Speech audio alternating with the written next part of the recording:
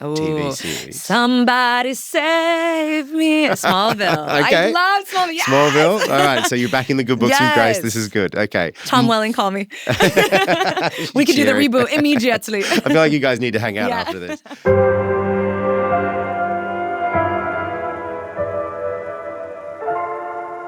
Well, we've dragged her directly from the Extra set. We're talking to the entertainment reporter and TV host for Extra TV, Mona Kosar Abdi. Thank you so much for coming on what I imagine is probably a fairly busy day on your schedule because What happened? big news today. What do you mean? What happened? Wasn't that you? Is it that it's the Travis Yeah. and Taylor story today? This was the kind of break emergency glass day. There's alarms going on in the newsroom. She's I was engaged. gonna say, She's this is- engaged. Yes. As soon as I opened my phone, I was like, oh, something's happened. And so Yeah. those days for you, Mm-hmm. are they the exciting days? Are they the ones where you're just bombarded and getting smashed? Yeah. Get in front of camera, you have to talk. Yeah, so we were actually done with the show, about to shoot the show.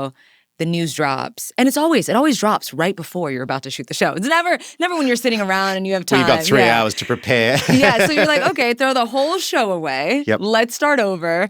But it's exciting news. I think this is obviously Taylor is someone that we talk about a lot, has a huge fan base, and people were waiting for this moment. We've been on the trailer, they call them trailer, Yep. bandwagon for a really long time. And so it's been cool to see the progression of the relationship from the very beginning to when she attended the football games, and now she got a ring. So you've been covering this story for a while. So are you invested personally at this point? No. No, but I love it for other people. Gotcha. Yes, and I know way too much about it. But today, actually, I talked to Olivia Levin, who is like head Swiftie in charge. I think there's Got like you. a fan club. She's the president. Yep. And I love being able to talk to her and share in her excitement. And she was talking about the little Easter eggs, if there weren't Easter eggs, the fact that she noticed by his haircut when they got engaged. And so Wow. I love this for people Yes. and what she means to a lot of people. For me, it's Mariah Carey, like that. Gotcha. I'm the president of the fan club. Is but- that Mariah Carey's your gal? Oh, 1,000%. 1,000%. A little too obsessed, but no, but so I can understand what it's like to be part of a fan base and be rooting for them and be following like every update and adjustment. Yeah. Yeah, absolutely. Well, I didn't bring you in to talk about Taylor because I know you've done a lot of that today. But I did want to talk to you about you because I find your career trajectory to be fascinating. I think it's really Thank you. interesting, like where you came from with your education and then going into like broadcast journalism, which is. Well, I don't want to say it's a far cry from entertainment journalism, but it's a different beast, is it? Yeah. Is that fair to say? Definitely. I think what I love about Extra is I utilize a lot of the skills that through traditional media that I picked up. And it shows, I mean, we really do, when we cover serious cases, for example, that just happen to be about a celebrity, I'm bringing out my news chops, You've got that tool in court your kit. stories. Exactly. But it also helps me flex other muscles. You get to have a lot of personality and you get to just engage with people, create small talk, think on the fly. Yeah. So it is a different beast, but also a lot of just the fundamentals are the same. Yep. So that's always fun. Was it a plan for you to get into journalism? Yes, since I was 16. Oh my gosh. So you knew you were like you watched the local news anchor and was like, "That's gonna be Kimberly me." Hunt from San Diego. Oh, so you Shout still out. remember Yes. that? I ended up working with her, so No that was way. cool. You Yes. would have been pinching yourself. Yes, and we're still in contact, so it's always nice to be able, like, I get so much love from my local ABC station in San Diego because I worked with them, and that's where I started my career. Yeah. But yeah, since I was 16 years old, I wanted to be a journalist. My parents were heavy news watchers, and I would watch Anderson Cooper, and I would see, him on CNN. I was like, that's what I want to do. Yeah. So in college, they didn't have a journalism program. I feel like that's kind of where I messed up. Instead of going to like USC, I ended up staying local, went to UC San Diego, and they didn't have a journalism program, but they did have a communications program. And they were like, if you were trying to be a journalist, this program is not for you. Yep, and I was yep. like, oh, okay. It's going to be a long 4 years. So I ended up double majoring in international studies, political science, because I felt like if I had a political background, if I knew a little bit about politics, originally I was like, I'm going to work as I thought, an international correspondent. Oh, you mean going to war-torn countries? Yes. Okay, Brad, that's It's a dangerous job. I mean, it's very similar to what I do today. Similar, yeah. But yeah, I thought that's what I was going to do, or at least get into politics. But I remember very early on, the goal was to always become like a network news correspondent / anchor. Yep. And as I'm working towards that, I was like, oh, I really love entertainment journalism, but I love politics. And I'm like, these are on opposite ends of the spectrum, or at least I thought. And so I was a little confused about what direction I was going to go in. Fortunately, I did both. I was going to say, it just kind of, it seems like it sort of naturally flowed. So you went local and then you ended up at ABC? But yeah, so I started in ABC San Diego behind the scenes, working as an associate producer and an assignment editor, getting just like familiar and acclimated with the newsroom. Is that, I don't want to say, it's a bit of a thankless job, is it? That one's like you're kind of doing the grunt work? Oh, 1,000%. You're writing, but you get that experience, right? Yep. And you get to be in a newsroom, and I think I worked with some amazing journalists that I got to learn from. But I always wanted to be in front of the camera, so I got my first job in Lynchburg, Virginia. And I chuckled because I had not left San Diego at that point. Yeah. And so I was like, okay, cool. I bought my first coat, moved in the middle of winter, and learned very fast that there are levels to the coats, that you need a parka, that I've never seen snow before, and I had to report in the snow. Yep. It was a rough journey, but I bounced around, and I eventually went to ABC Network. It was my goal to do it by 30. I did it by 27. Wow. Yes, I got to work for Good Morning America and World News Tonight, and that for me was a huge milestone because my dad, who unfortunately passed away in 2008, used to watch Peter Jennings all the time. So I remember signing off for the first time and tossing back to David Muir, who was the anchor, who's still the anchor now. And it was just like a cathartic moment that I did accomplish that goal. And I was like, oh, it would have been nice if you could see me. Amazing. Yeah. Do you remember that first day? Was there a lot of nerves? Were you terrified or just excited at that point? Yeah, let me think back. I always say that nerves are just excitement. So I never, all the characteristics that that happen when you're nervous, when your palms are sweaty or your heart is beating. I'm like, oh, I'm so stoked. I'm so excited for this. Yeah. And so I reframe what I see as nerves. But yeah, I think I knew how big of a feat it was. And I also know that it was being broadcasted to all the ABC channels. So throughout my career, I worked in ABC Cleveland, ABC Lynchburg, Virginia, and ABC San Diego. So everyone's like blowing me up, like all your colleagues. Watching it's like, oh, I could, just thinking about that now, the reality of that, and I just feel like there's a lot of pressure at a young age to do that. It's a lot of pressure, and you crushed it. By the sounds of it. I appreciate it. It was amazing. It was an amazing 5 years that I worked there. I anchored the early morning news show. I also was a correspondent for GMA, so I was flying all over the country. I was covering, some of the biggest breaking stories and being on the front lines of that. Yep. And that experience was just priceless. It was such a fast-paced environment. Some heartbreaking stories. I was going to say, is there some that stand out? I know I've had some over my life that are just like, whoa. Mm-hmm. Is there one that, let's say, what was the good one? The one day where you broke a story that was just like, wow, this was an amazing day at work. An amazing day at work. So I actually feel like, with network news, you're coming in when things are already happening, right? You're covering the biggest stories in the country. At the local level is when you are really boots on the ground, sourcing, talking to the local sheriff's department, local police department, talking to people in the community. And so I've covered some heartbreaking stories where there's, shootings, fires, natural disasters, for example. I always say a story that stuck with me was when I covered a flood in West Virginia. And that stuck out to me because, again, I was born and raised in San Diego, California, so long ways away from West Virginia, right? Yeah. And I remember standing there and being like, in no other situation would I be here, right? And interact with people on this side of the country. I would have probably just stayed local. And there's this man who I met who just lost his wife. And he was so devastated. And I just remember getting really emotional hearing his story and this is fresh for people. Yeah. And for a lot of people, it's cathartic to be able to share your experience even as you're going through it, right? And so he was talking about her, and I just started getting emotional with him, and then he gave me a hug, and I was just like, it just shows you that we're all the same. That's real connection. Yeah, that's real connection. You're there for two completely different reasons. Yeah. And you've had a connection through that. Do you miss those times? Did you prefer being in the studio or out on the street doing the corresponding? I really like being out there. Yeah. I think the studio can get a little lonely sometimes. You're like, what'd you guys cover today? Yeah. What happened? Well, yeah. did anything happen? Yeah, I've exactly. just been here. You know how it is. Yeah. You're like, oh, that must have been nice to be on set. Yeah. So I really do miss, I love the duality. There is a lot of fun being in studio, especially when you're live 5 days a week. But there's something about being on the ground, meeting people from different walks of life. Every story and every day is different. Yeah. So, and then here with Extra, you're meeting the people you grew up watching, right? Yeah. So you're like, okay, in one day, I remember I did an interview. Oh my gosh, this was actually 2 weeks ago. In one day, at noon, I interviewed Amanda Knox. And at night, I interviewed Denzel Washington. And I'm like, this is just my life. Wow.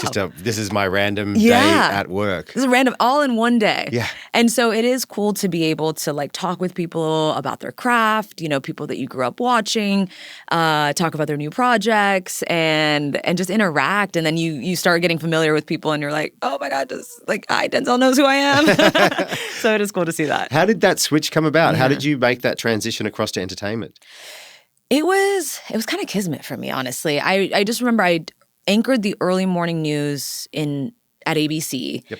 And it was a show. It is bonkers. Like, you got to watch that show. It'll start off very serious. So you're like, tonight, this is what's happening around the country. And then it slowly gets into the most silliest show that you'll ever see, where we talk about, and a lot of it is unscripted, right? Yep. And I say that because obviously, like, you have the news stories, you're reading the prompter back to back to back, most shows, because they're like 30 minutes. This is a 2-hour-long show. Yeah. And I had a really cool co-anchor that we would just joke and the crew was really fun. So for like Halloween, we do a whole Halloween special show. And I really liked being able to like show my personality and be able to just let loose a little bit, right? News can be kind of stuffy, but in the same time, do a mix of stories. So you are serious and show that range. And I remember I was telling my agent, I'm like, I want to get into entertainment news. I think, I've always wanted to do it. By then, I had already been a White House correspondent, reported on Capitol Hill. So I kind of like checked the political part. I was going to say, the political stuff worked out for you. So the degree wasn't wasted. Right. So exactly. So I was like, I did it. Yep. And the drama. Oh. At one point, I was like, this is entertainment news right here. Big time. Right now. Yeah, it's right? very interesting. Yeah. And so then I like started having these conversations. And as I'm literally finally telling my agent, like, hey, we should like reach out to different, Extra was really on my radar because of the fact that they cover entertainment news, right? Yeah. So it's like a range of stories. And I felt like it was very similar to what I was already doing.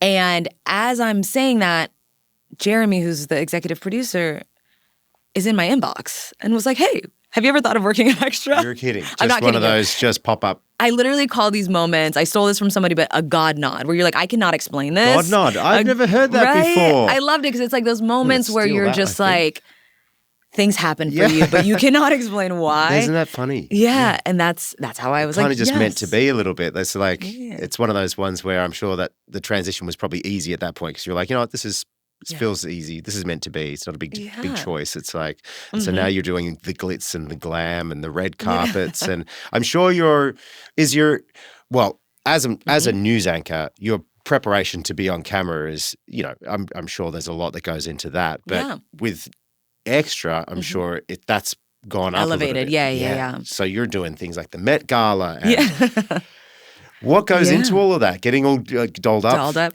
I mean, it definitely exposed me to a different world that I didn't know. News is very serious. I will say the glam part of it, you don't realize how long it takes anchors to get ready, but they don't want you to know because then you're like, I just happened to wake up like this. Fell out of bed. Yeah. Where entertainment news embraces it and they're like, yes, more, over the top. Yep. But it was a different world that I didn't know about, like stylists and showrooms and the gowns and getting ready.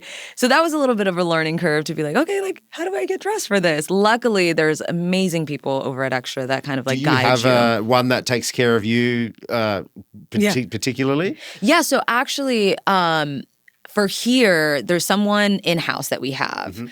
And then personally, I have a friend of mine who's a stylist that I work with. Yep. And so she does more day-to-day, nitty-gritty, red carpet stuff.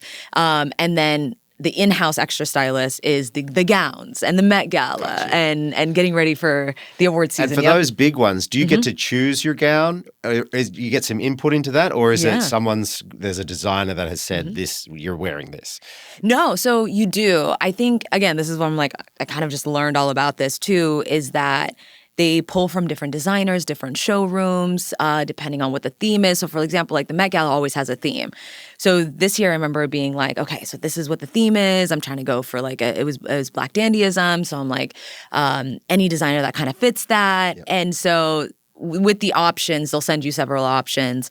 And then you just kind of, I always, if you look actually on my Instagram, I'm like, all right, you guys, I have these 5 dresses, or I have these, I forgot how many were, but like, let's say 5, these 5 dresses, help me pick one. That's fun. Yeah. That's a great way to have some engagement. Exactly. Online. It's fun. It helps you out as well. Yeah. You're pretty active on social. I am, yes. Yeah. Has that, I guess when you first started out, there was probably a lot less of that, but now that's a big part of it. Is it? Yeah. Did you find it useful for you, or is it a little bit of a time suck? So luckily I embrace it. I always feel the way I position myself is I'm like, I am a modern day journalist who is the bridge between traditional media. I have 12 years of experience coming up and getting to like the top of this industry, and being able to check that off, but also really embracing and being able to grow a following on social. And so now I want to be able to like bridge the two, because at the core is storytelling, connecting with an audience. There are a lot of similarities, but I also do think that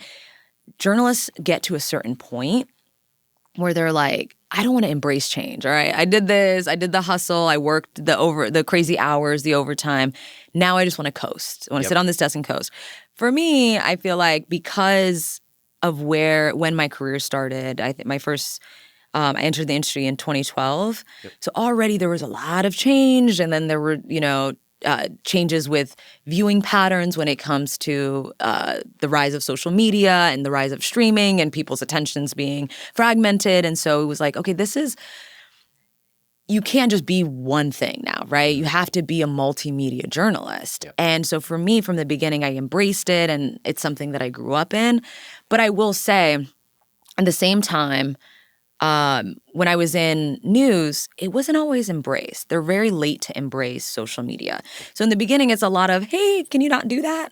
Hey, like a day in the life, like let's not. Let's not have that one out there. We got to make sure, we got to send it up the line, make sure it's approved. Exactly. Yep. And you're like, okay. And then all of a sudden one day they'll be like, okay, so you're going to do a day in the life, and we need you to do, embrace this. And for me, it was something that Extra embraced very early on. Yeah. And they were actually, the reason why they found me is because they found me through my socials. And they're like, oh, we love, the way you showcase your personality, the way you incorporate the behind the scenes stuff. And I could see that that's where the audience, particularly the younger audience, is and what they wanted to see. Yeah. It is a full-time job on the side. It's a lot of work, right? You're editing, you're filming. But because I love it, it's a little bit easier to say like, hey guys, let's take you, behind the scenes of this interview. Let's take you and show you what it's like to put Extra on air. Yeah. Yeah. It sounds like you really enjoy your time at Extra. Love. So is there, because I know you've ticked off a couple of things. Are you looking ahead to tick off something else, or are you going to stick with this for a while, like the entertainment stuff? Is that your passion, the entertainment now? I think so. And I had to do what I did in order to get here, because what I do love is really digging deep into when it comes to identity and the politics sometimes behind pop culture. And pop culture is culture, right? So it's let's unpack it. What does it mean? What does it mean for society? What does it mean, where we are as a society? And so I love unpacking things, and I feel like with entertainment news, it's not just the glitz and the glam, right? It may be a court case. So, for example, I covered the Diddy trial extensively. What does that mean when it comes to power, gender, talking about power dynamics, for example? What does it mean for culture? What does it mean for the entertainment industry and the power dynamics within the entertainment industry? So there's so much. But then you could also talk about somebody like Taylor Swift and talk about her money moves, right? Yeah, let's talk about so that. It's a big bridge of different types of things, because there are serious stories. You think about entertainment news as just the fun stuff, but there is a lot of heartache, a lot of pain, a lot of scandal that you have to cover as well. That seems like an interesting and varied job. So I think to answer your question, I'm here for the long haul. I think I found my kind of niche. Yep. This is what I've always wanted to do. I'm glad that my previous experiences can help me in this space. But I really do. I love what Extra does. They're so encouraging when it comes to throwing out ideas. And with this new season coming up, we're really leaning into social. Like we have a new host, Derek Huff, who is a wizard. I thought I was good until I was like, wait, what'd you do? And what camera did you use? He had me taking notes. So I was like, oh, this is great because again, for so long, I've been at places where they discourage it or they don't embrace it. Yep. So to be at a place that's really embracing it and not only embracing it, but incorporating it into the broadcast, I was like, okay, I am where I'm supposed to be. Okay. Yeah. In your time as an extra host, have you ever encountered, because you'll be meeting now very influential people. Yeah. People that have contributed in various ways through the arts, etc. Have you met anybody that really stands out as having a deep presence? So I'll give you an example. Yeah. I did an event one time with Stevie Wonder, and I was there, and it was one of these people that I was like, wow. What is happening right now? You have so much. You're a special individual, and I just sat there in awe. Do you have someone like that you've met that you're like, you're just on another level? Yes. Oh my God, so many that I wish I should write this stuff down because I always forget. But I will say I have never seen anyone as charismatic as The Rock. Right. Oh my gosh. Dwayne Johnson, yeah. Dwayne Johnson will remember your name. Even like you'll tell him once and the next time he sees you, he'll be like, hi, Mona, good to see you. It's a superpower. Yeah. And I don't think people don't understand that it's like if you can make somebody feel like the only person in the room and you are just enamored by like how just charismatic they are and how passionate they are about their craft, for example, because I think it's a relationship that actors have to balance where it's like, yes, you need the media in order to promote your projects and access your fan base, for example, and like bring them the projects that you're working on. So it could be a kind of love-hate relationship because sometimes we get in their business too, right? Like, who are you dating and what is happening and why are you divorced?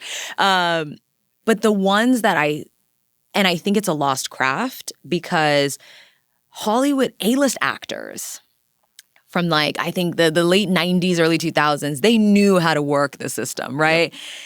And you can always tell. Tom Cruise is another one where he will shake your hand and look you straight in the eye and you're like, oh, you're good. Oh, you're good. Yeah, he's like now polished. Over here, like, tell me more. So I feel like there's those. And then also Robert De Niro. And being able to just be like, so tell me about Taxi Driver and tell me about like all these iconic movies that you've worked on. He's Robert De Niro, so he's very short when he's giving you answers, but it's just like you know that he's so good at what he does. Yep. And to be in the same room as him and just kind of hear a little bit about, his craft and what goes into it and what his interests are, it's always really cool. Yeah, it sounds like a fun job. Sounds like you have a never-ending stream of interesting topics to cover. So really, really cool. So we did a little sort of ask around before we got on today. Some of the staff, if they had any questions for you, being the entertainment journalist, and people respect your opinion on these things. Okay. So we've got some pressing questions for you, rapid-fire questions. Okay. So, first question. In the series Friends, were Ross and Rachel on a break? She wasn't clear about it. She didn't clarify. So I understand his frustration when he had to keep repeating it. Yeah, fair enough. I'm with you on that. Okay, Gilmore Girls. Yes. Team Dean, Jess, or Logan? Now, this I didn't realize. This was something that I had to ask around a little bit myself. My wife and you said Team Jess, right? My wife says that I have to say Team Jess. Right. So I have to say Team Jess. But people have strong opinions. Do you? I don't have strong opinions, but I'm media trained, so I will say Team Jess. Oh, Grace is not happy with you. No, okay, wait, Team Logan. Yes, Team Logan. That was what I was originally going to say, but I had to agree with your wife too. So. Okay, good. If you could cameo on any Warner Brother TV series. Somebody save me. Smallville. Okay. I love Smallville. Yes! Smallville? All right, so you're back in the good books with Grace. This is good. Okay. Tom Welling, call me. We could do the reboot immediately. I feel like you guys need to hang out after this. Who's more unhinged? Joe Goldberg from You. Joe Goldberg. So you're just going to stick I'm with just that? kidding. Go ahead. Yeah, that's right. Let me hear Or A from Pretty Little Liars. Oh, Joe Goldberg, just because he keeps people in a basement. I mean, that's really hard to be a serial killer who like obsesses over women and then keeps them in a basement. You know what I mean? That's like, yeah. Yeah, that's a safe bet. Just that part. Okay, favorite Warner Brothers Television siblings? Okay. Monica and Ross from Friends. Yeah. Stefan and Damon Salvatore from Vampire Diaries. Ooh. Sheldon and Missy Cooper from Young Sheldon, or Sam and Dean Winchester from Supernatural. Oh, okay. Those are good options. I'm still going to say Ross and Monica. Yeah. Yeah. That was a They're good, just classic. classic. Yeah. Yes. And last question. Most binge-worthy TV series? Go with I mean, that. Smallville. Clearly, I'm like, clearly I'm obsessed. So Yep. there's a lot of good ones. Obviously, The Pit with 13 nominations, incredible. Yeah. Cannot wait for season 2. But what a surprise that was to come out of like just boom, and they've just really just gone straight to the top.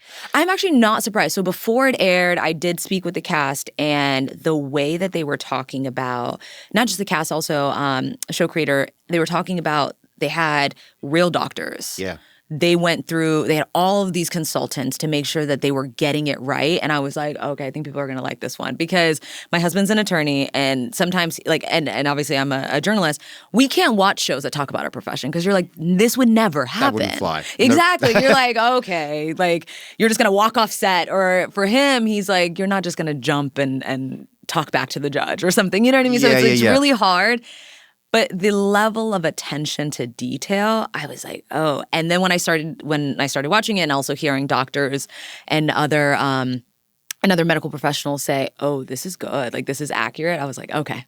Yeah. They have something on their hands here. Yeah. Okay. Mona, I want to say thank you so much for coming in. It's been a delight getting to know you, hearing your story. I mean, you've already done so much, but I feel like you've still got so much more to accomplish, and can't wait to continue to watch you on Extra TV. It was a huge honor to be here, and thank you so much for sharing my little story. I appreciate it. Hopefully we'll get you back sometime. Yes, of course. That'd be great. Awesome. Thank you. Cool. Oh, this is such a fun conversation. Catch Extra's Season 32 premiere with new host Derek Huff on September 8th. Check your local listings for stations and times at extratv.com.